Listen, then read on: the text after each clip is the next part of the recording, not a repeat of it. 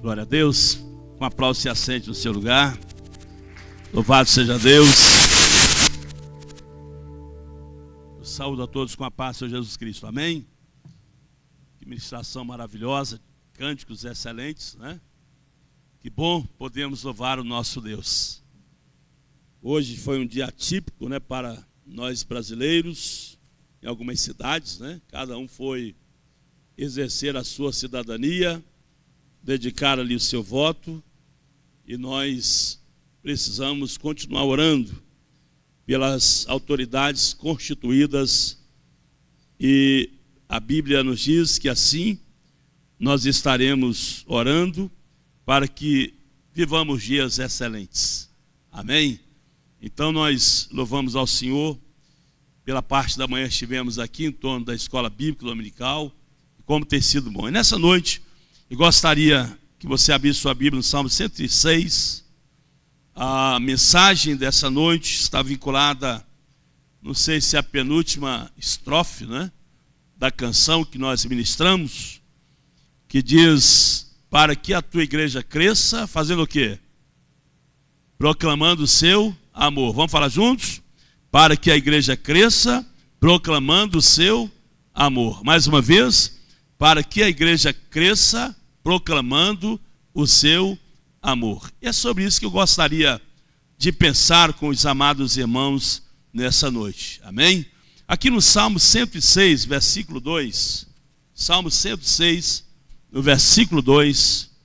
Depois nós leremos Marcos capítulo 16, versículo 15, muito conhecido de todos nós. Diz assim: quem pode, não sei na sua tradução como é que está, né? Mas aqui na minha diz assim: quem pode descrever as obras poderosas do Senhor? Quem anunciará os seus louvores? Tem uma outra tradução? Cadê a nossa atualizada? Essa aí? Essa é a corrigida, né? Vamos na atualizada para a gente só.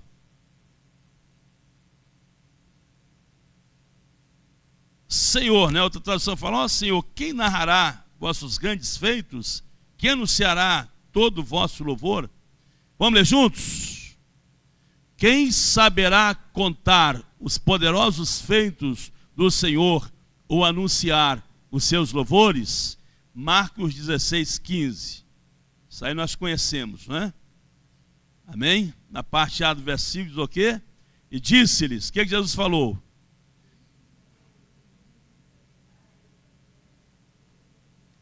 Vamos ler juntos?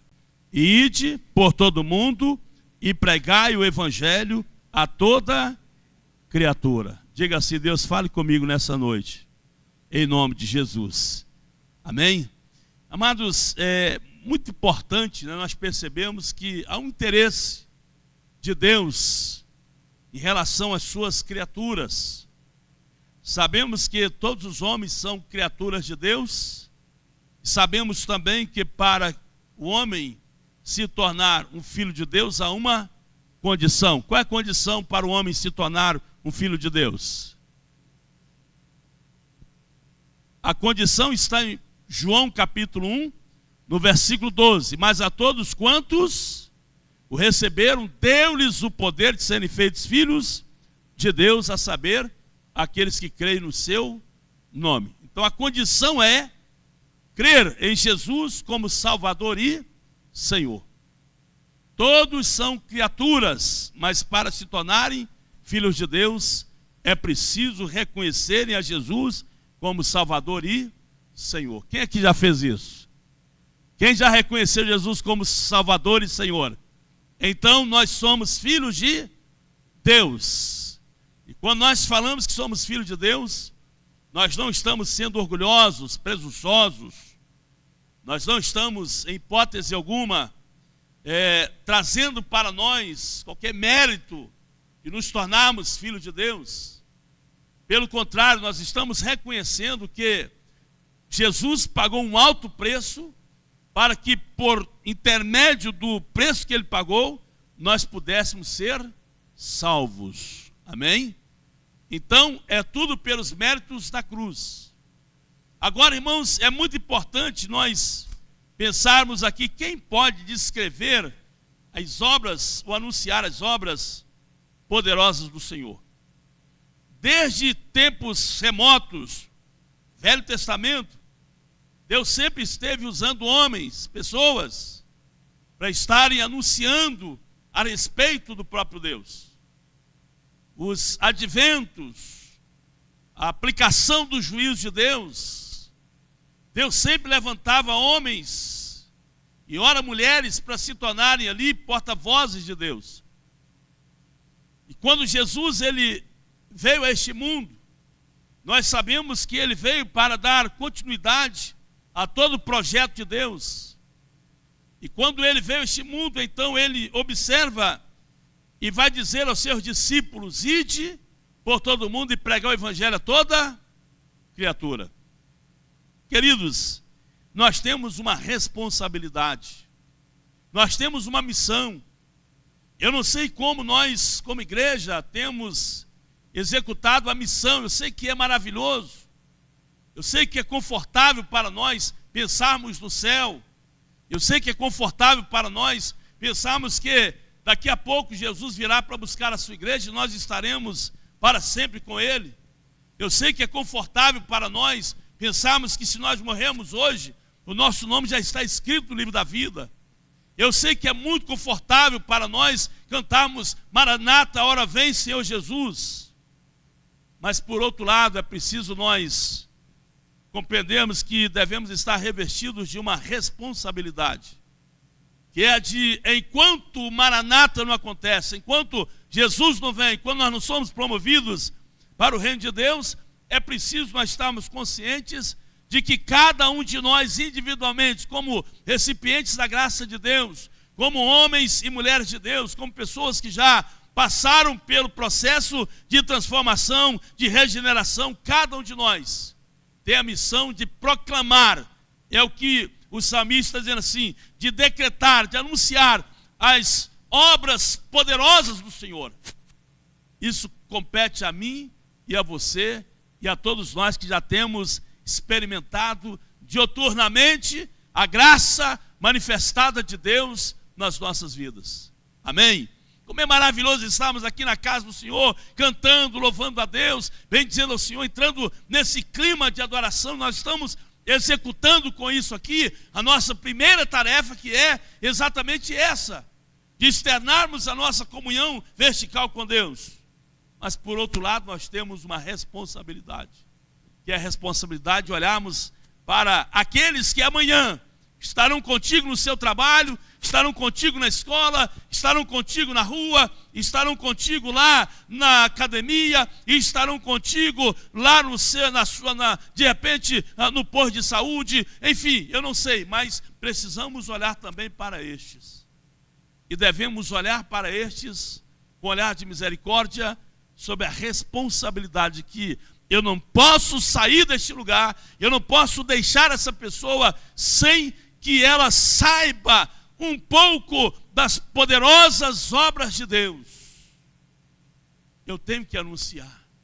Eu tenho que pegar o meu WhatsApp e mandar uma mensagem para um membro da minha família, dizendo que ela é importante para Deus. Eu tenho que pegar as minhas redes sociais e tenho que deixar estampado nos meus status de que Deus se preocupa com cada um, de que Deus quer salvar as pessoas. Eu preciso ter esta preocupação. Amém? Jesus se expôs na cruz do Calvário para nos salvar.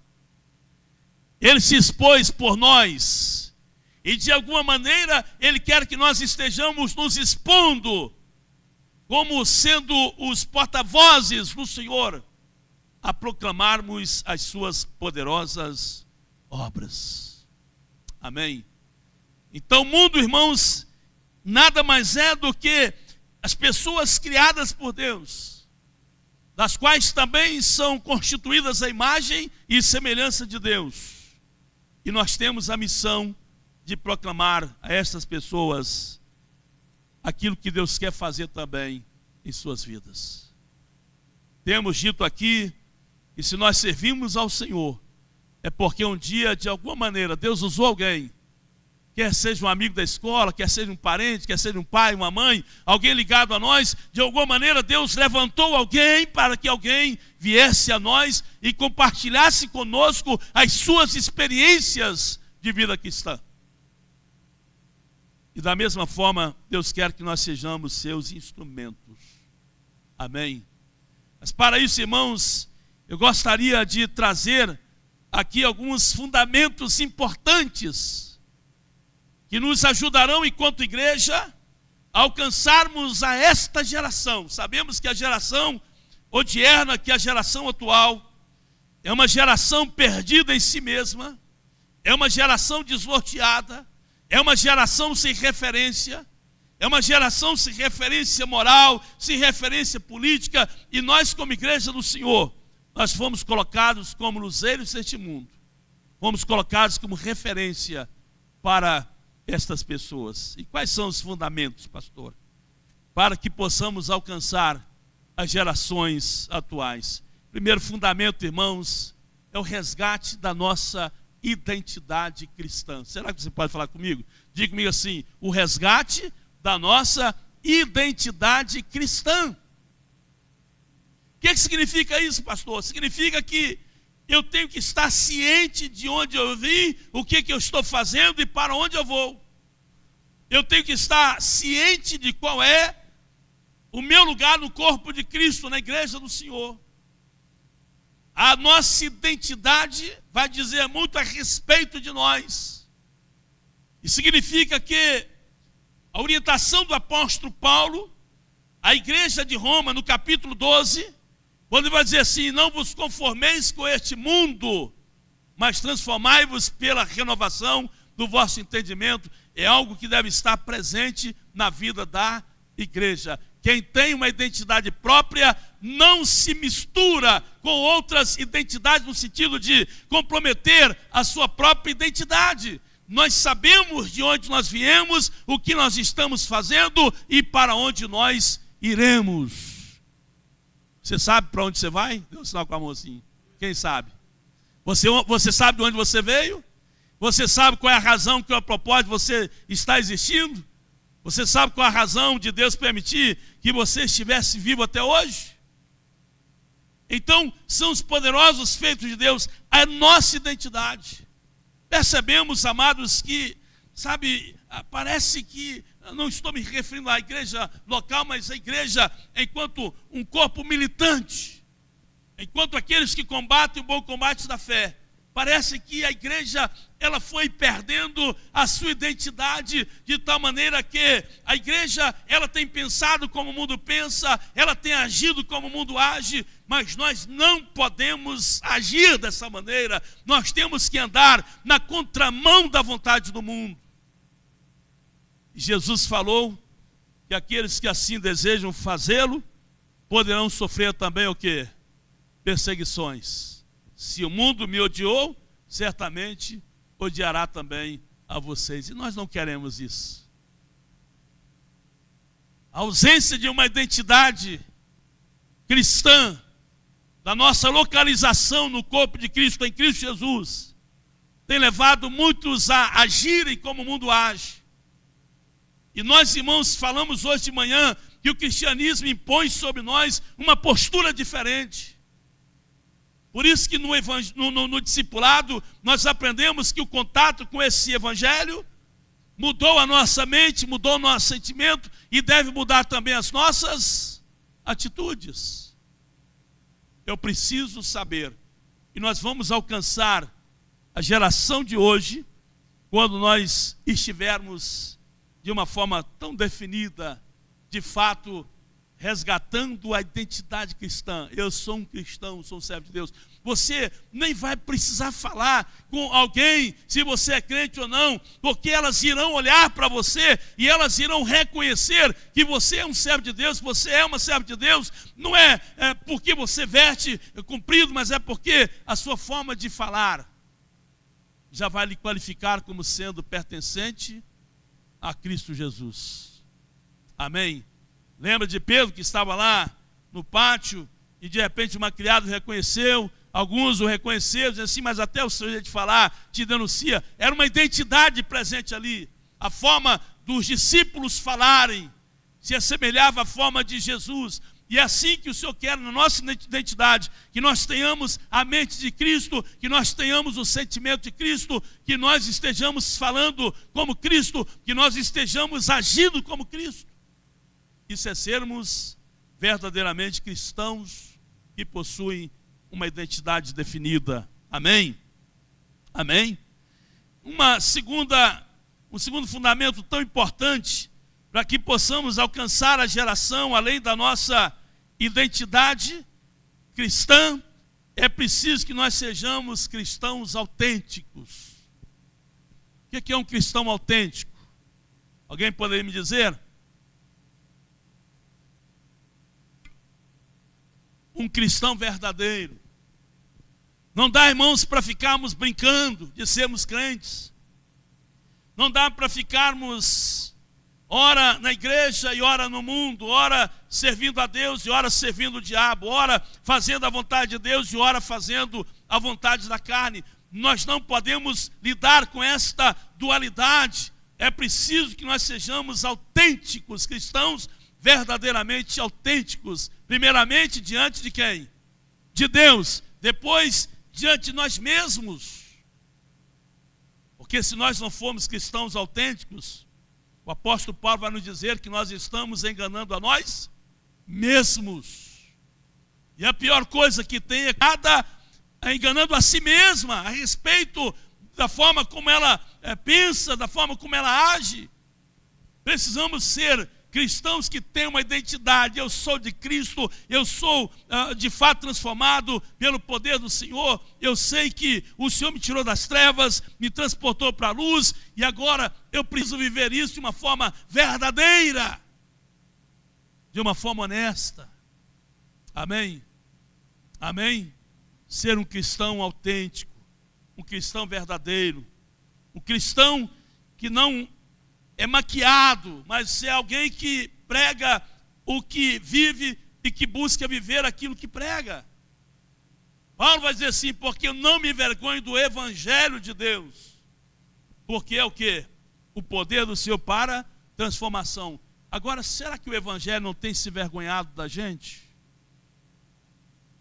Não é? Nós dizemos, eu não me envergonho do evangelho, mas será que o evangelho não tem se envergonhado da gente? Será que o nosso comportamento, a nossa forma de nos portarmos diante das ofertas mundanas, daquilo que, sabe, Satanás propõe, será que o evangelho não tem se envergonhado das nossas atitudes?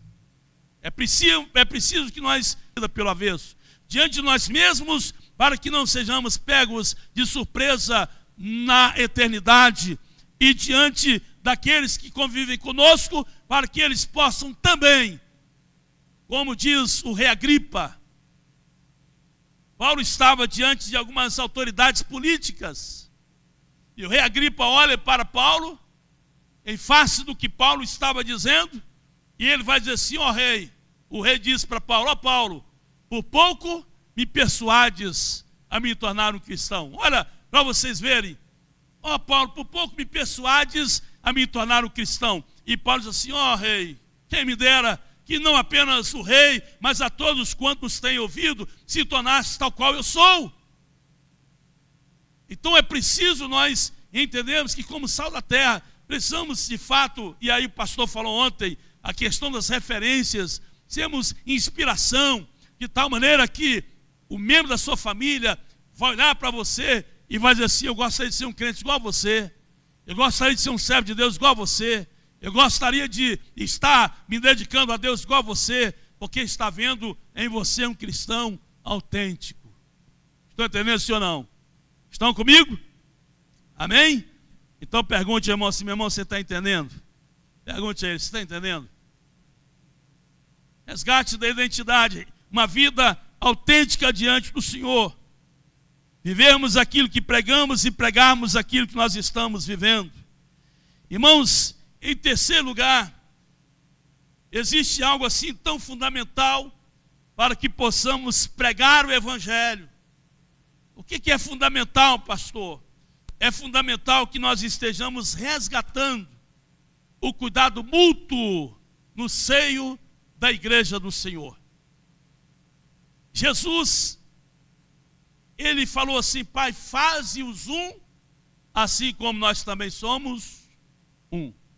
Nisto conhecereis todos que sois meus discípulos, se vos fizerdes o quê? Aquilo que eu vos mandou, se vos amardes uns aos outros. Amados, cuidado uns dos outros.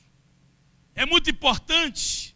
Olha, eu vou ganhar uma pessoa para Jesus, Mário Lúcio, e eu quero trazer para a igreja, e eu trago essa pessoa para a igreja, mas aí eu preciso entender, nós enquanto igreja local, trazendo para o nosso contexto, nós enquanto igreja local, será que nós estamos desenvolvendo o cuidado mútuo, um cuidando do outro, um se preocupando com o outro, um compreendendo o outro? Será que nós estamos agindo dessa maneira? Ou será que quando alguém pensa diferente de nós, nós já fazemos igual um copo descartável, já jogamos de lado? Ou será que diante de algumas circunstâncias nós apenas abandonamos os nossos? Temos que aprender a lidar com as diferenças, amém? Há uma música que nós cantamos, da época da irmã Simar, diz assim: eu preciso de você. Não é assim a música? Vai lá, lembra aí, Simar. Estou falando que você que é da época da irmã Simar. Eu preciso de você, você precisa de mim, nós precisamos de quem? Até o fim. É dentro dessa perspectiva, irmãos. A ajuda mútua, o cuidado mútuo, significa exatamente isso. A compreensão de que eu não estou desligado do corpo. Ah, pastor, mas eu venho à igreja. Não, mas para que haja um cuidado mútuo. Eu me lembro que, com exceção do seminário, porque lá eu fiquei no internato, então a gente era uma família lá no seminário, mas no curso de História, bem como também no curso de Direito, eu me lembro que em todas as turmas, chegamos lá, primeiro dia de aula, uma sala com 66 alunos, curso de História e no curso de Direito. E aí, de repente, dentro de um pouquinho espaço de tempo, os pequenos núcleos dentro da sala, eles vão aparecendo. São os grupinhos que vão se identificando uns com os outros. Então tinha aquele grupinho lá que era da bebida, após faculdade, vai para o barzinho e tal e etc. Tem aquele outro grupinho lá que é o grupinho dos mais idosos, dos quais eu vivi inserido neles também, né? Aquele grupinho ali mais voltado para o estudo, não está ali para brincar. Aquele outro grupo lá que, né, ainda não se descobriu de fato se é aquele curso que quer ou se não é, e naquela dúvida, mas está lá naquele curso, né? E muitos entram assim. A prova disso é que no curso de História nós éramos 66 alunos, chegamos no final, nós éramos apenas 12 alunos para a formatura. Então foi sendo filtrado. O curso de Direito ainda foi uma turma maior, o pessoal estava mais focado. Mas é importante a gente observar que, sabe, esses núcleos, eles, de repente a gente via tanto nas preferências para fazer os trabalhos e etc. Irmãos, na igreja do Senhor, a gente sabe que tem aquelas pessoas que nós nos identificamos mais com elas, mas é preciso que a gente esteja furando a bolha, para que a gente possa se abrir a conhecermos os outros. De repente, aquele que não é do nosso ciclo de relacionamento, de bate-papo, de conversa, furarmos a bolha, vamos nos permitir sermos conhecidos por outros e vamos também permitir que os outros estejam sendo conhecidos por nós. Isso é importante. Amém? De tal maneira que quando as pessoas entrarem na igreja, elas possam sentir indistintamente, sem nenhuma acepção, abraçadas pela igreja do Senhor, abraçadas por todos nós. Mas isso tem que começar primeiramente com quem? Conosco, enquanto uma igreja local. Um se preocupando com o outro. Não estou dizendo abrir a geladeira da vida do outro, não é isso. As privacidades, elas têm que ser respeitadas. Já falamos muito sobre isso. Eu chego na casa da minha sogra, tantos anos de casado, mais 22 anos, mas eu não chego lá e já vou abrindo a geladeira, vendo o que tem, pegando aleatoriamente. Não. É coisa minha. Se eu chego lá, a senhora pode me arrumar uma água? Ah, pastor, tem aqui um iogurte, tal, o senhor quer, tal. É coisa minha. E na vida de convivência e de relacionamento, certamente a gente tem que compreender que há momentos em que a pessoa ela quer falar, há momentos que ela quer ficar em silêncio. E nós, na ajuda mútua, nós precisamos respeitar uns aos outros. Não é assim? Não tem dia que você olha para o espelho e fala assim, eu estou maravilhoso, estou maravilhosa. Mas tem dia que você fala assim, não quero conversar com ninguém hoje. Não é? Não é só mulher que faz isso, não. Tem homem assim também, tem dia que está intragável, né? Pareceu que dormiu chupando limão e acordou comendo jiló. Né? Tem nada contra jiló, a gente gosta mais de jiló. Aliás, se tiver uma panela, ela vai quase que embora. Irmãos, quando há esse cuidado mútuo, isso significa que há comunhão. E quando há comunhão, isso significa que os resultados de um trabalho são maiores, porque nós vamos conseguir produzir mais e de uma forma mais eficaz, porque há uma harmonia, há um cuidado mútuo. Então, aquilo que se propõe fazer, nós vamos lograr mais resultados. Ah, não, olha, eu vou excluir fulano de tal, eu arrumo um jeito, eu vou deixá-lo de lado. Não, ele tem essas coisas, e isso não faz parte do reino de Deus. Paulo combateu isso na igreja de Corinto, quando ele dizia assim, eu sou de Paulo, eu sou de Pedro, eu sou de Apolo, e ele vai corrigir essas coisas, essas cisões presentes na igreja, que são coisas carnais, e vai dizer assim, eu plantei, Apolo regou, mas quem dá o crescimento é Deus. Precisamos entender isso, e aprendemos a lidar uns com os outros. Tem um que fala mais, tem um que fala menos, tem um que gosta de abraçar, outro não gosta de abraço. Vamos cuidar uns dos outros, aprendendo a lidar com essas diferenças. Um gosta do cinza, outro gosta do preto, outro gosta do branco, outro gosta do azul. Então nós vamos aprender a conviver com essas diferenças, entendendo que a nossa unidade, a nossa comunhão, ela é produzida pelo Espírito Santo de Deus nos nossos corações. Amém?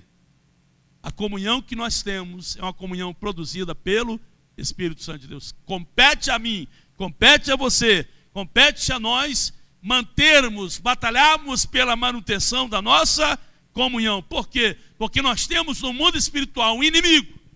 Nós temos Satanás, que ele vai se opor a tudo, a nós, e se nós não vigiarmos, certamente poderemos ser veículos de maldição na vida do outro. Poderemos ser veículos de destruição na vida do outro. Então precisamos pensar nessas questões. Quando há cuidado mútuo, certamente há também ajuda disponível caso algum problema aconteça. Então, se há um cuidado mútuo, nos trabalhos que nós propomos, nós vamos ter maiores resultados. Se há também cuidado mútuo, certamente haverá uma disposição maior para que alguém possa nos atender nas nossas necessidades, porque é um cuidado mútuo. É muito importante, é muito raro, mas seria muito útil se a gente compreendesse quando alguém expõe alguma situação. Vamos dizer assim, eu não gosto de hospital, irmãos. Eu vou por um ofício pastoral. O local é hostil. Ver as pessoas sofrendo ali, a gente sofre também. Mas às vezes há uma necessidade. E quantas vezes há pessoas que têm um membro da família internada, fica desnorteado sem saber como vai fazer. Como é que eu vou fazer? Não tem alguém para dormir, para ficar. Não estou conseguindo contratar alguém. Olha que coisa boa é quando o membro da igreja chega e fala, senhor fulano de tal, se precisar que eu durma lá um dia, pode contar comigo, viu? Tal dia assim, eu posso te atender, eu posso ficar lá. Eu não gosto de hospital não, mas eu posso pernoitar lá, né, para minimizar um pouco a sua dor, o seu sofrimento. Você já pensou na vida de alguém que está necessitado? O efeito que uma ajuda mútua dessa fará na vida dessa pessoa? Então, nas coisas simples da vida, às vezes uma mudança, uma reforma, às vezes um peso. Você está passando com o seu carro, tem ali um irmão, ó. Um dia desse atrás eu parei numa loja, com a permissão da irmã Lourdes, né? Até deu um sorriso lá. Estava com o esposo, Marúcio, só a compra pesada, e ele parou para me cumprimentar. E está assim, está pesado, né? Eu deixei até a loja lá, falei, vamos lá, entra aqui, vou deixar vocês lá. Foi? E ele saiu feliz, olha que carona boa. Irmãos, isso para mim não me custou nada. Mas para eles, que estavam com peso na mão, olha a importância. Foi importante ou não foi, minha irmã? O esposão ficou todo feliz, porque estava já... Porque peso é assim, você pega 10 quilos, né, tranquilo, se começa a andar, o negócio vai ficando meio... Né? Coisas simples que a gente demonstra cuidado uns para com os outros. Agora há pouco, estava chegando aqui na igreja, cumprimentei o irmão Osvaldo, estava entrando. O irmão Osvaldo falou, pastor, falei, pois não, vem cá, voltei lá. Falou, como é que o senhor está, pastor? Estou preocupado, essa rouquidão, aspecto físico do senhor, como é que o senhor está? Isso é cuidado, irmãos. Isso é cuidado. Tenta fazer um exame mais aprofundado, pastor, para ver o que está acontecendo. Estou fazendo. Isso é cuidado, cuidado que a gente demonstra um com o outro. Quando a irmã Jaqueline manda uma mensagem para o pastor, estou em oração pelo senhor. Isso é cuidado. Quando alguém bate no ombro e fala assim, meu irmão, o senhor é contigo, olha, você pode acreditar, você vai vencer. Isso é cuidado.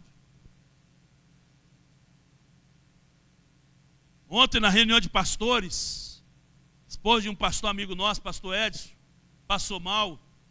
Ele me procurou, falando, pode ir lá para a minha sala, para o gabinete, foi para lá. E aí a Letícia, da Nise, já foi lá, pegou um colchão, pegou os apetrechos da cama lá, colocou o colchão lá no gabinete, ela deitou lá até se recompor fisicamente. Isso chama-se o quê? Cuidado.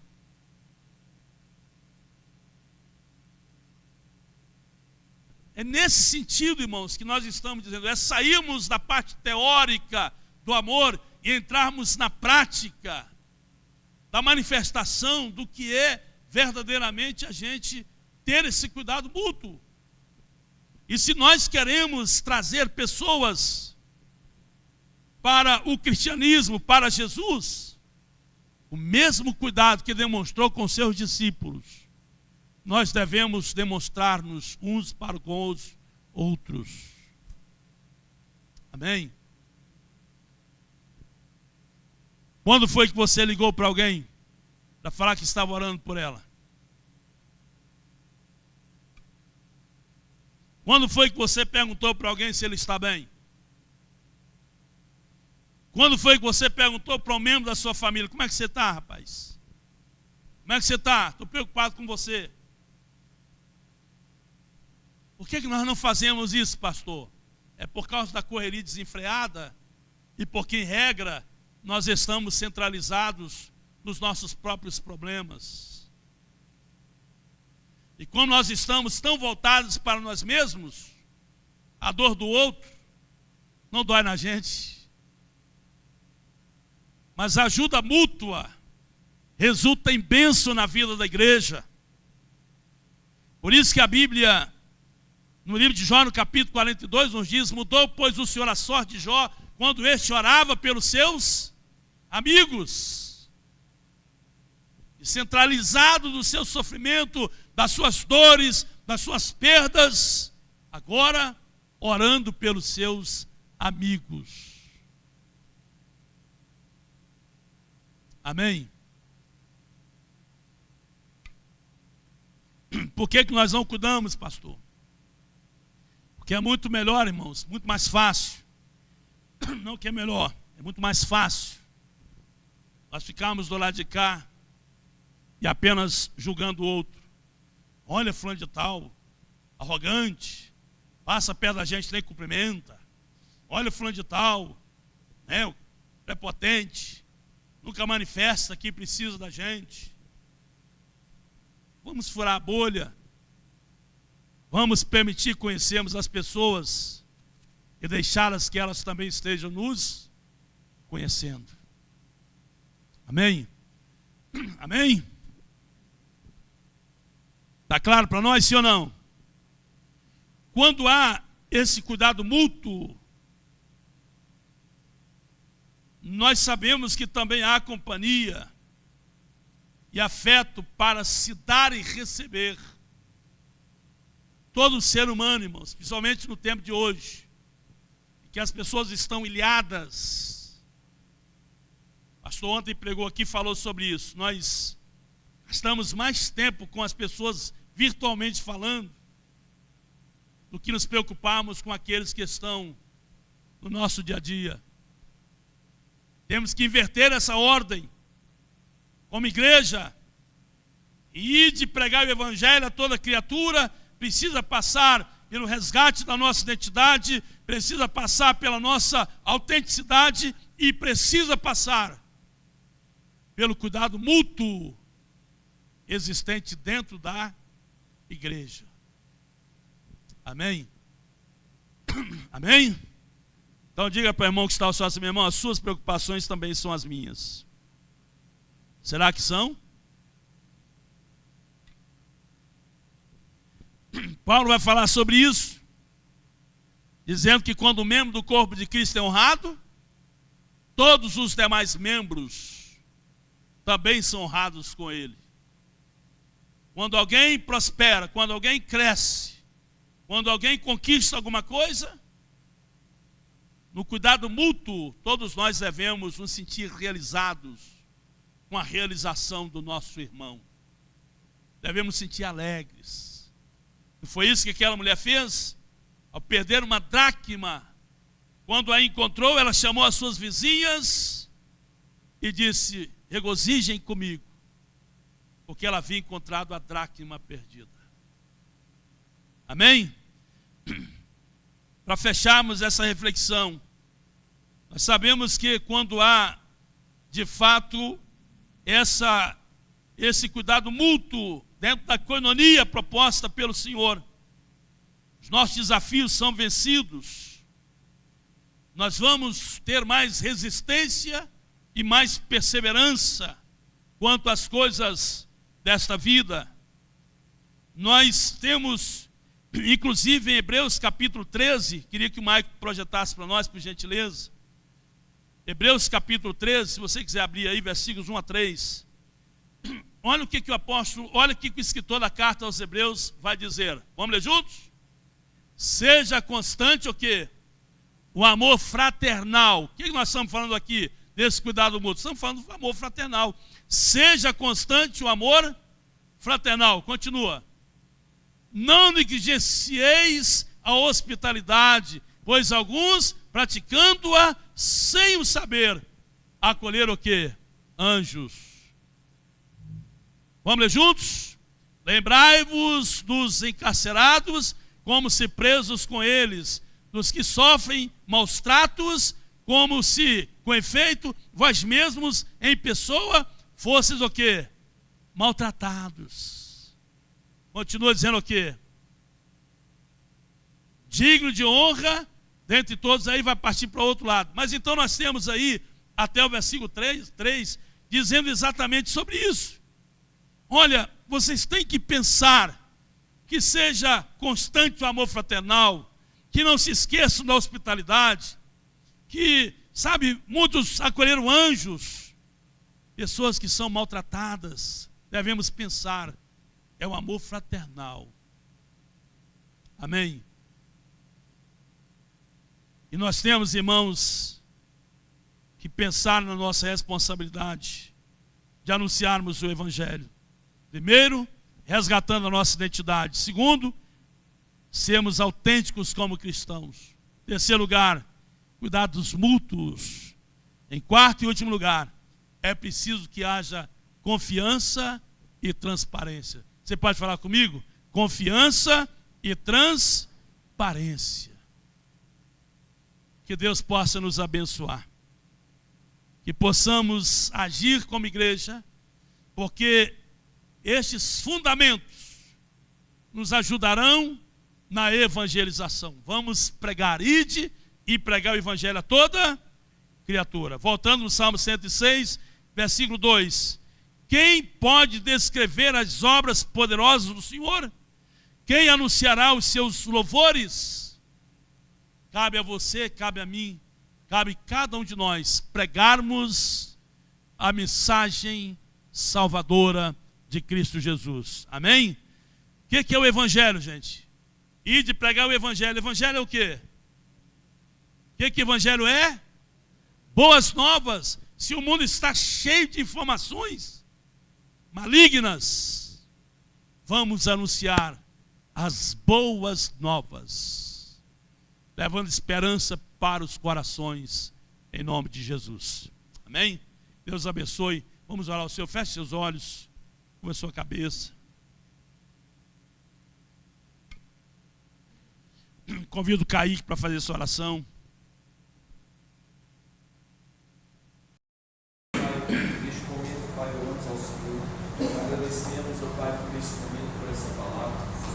Aquilo que o pastor, Deus, falou em nossos corações, que possamos colocar em prática, ó Pai. Amém. Possamos curar a dor, ó Pai, que possamos viver o Evangelho do Senhor no nosso dia a dia. Amém. Não só que no domingo, ó Deus, não só sendo salvos a ler, ó Pai, nem luz do luzeiro, mas podemos ser luz do mundo e Sim, ó salvos a Deus. E assim que o Senhor nos pede e nos manda, Pai, em nome do Senhor Jesus. Aleluia. Te agradeço, Deus, por essa palavra viva, por essa palavra tema, que ela vinha, Pai, traçar, Pai, rotas diferentes nas nossas vidas, que possamos sair, Pai, diferentes, Pai, daquilo, da forma que entramos. Eu agradeço, Deus, por cada um aqui presente, por cada coração aqui, ó Pai, que está recebendo. Glória a Deus. Que eles possam, Pai, ter sido saciados pela Tua palavra, Deus. Amém. E renovados, ó Deus, para encarar mais uma semana, Deus, onde Em o Senhor nome estará de conosco Jesus. e não nos desamparará, estará conosco em todas as situações, sendo Aleluia. em nome de Jesus. Te agradeço.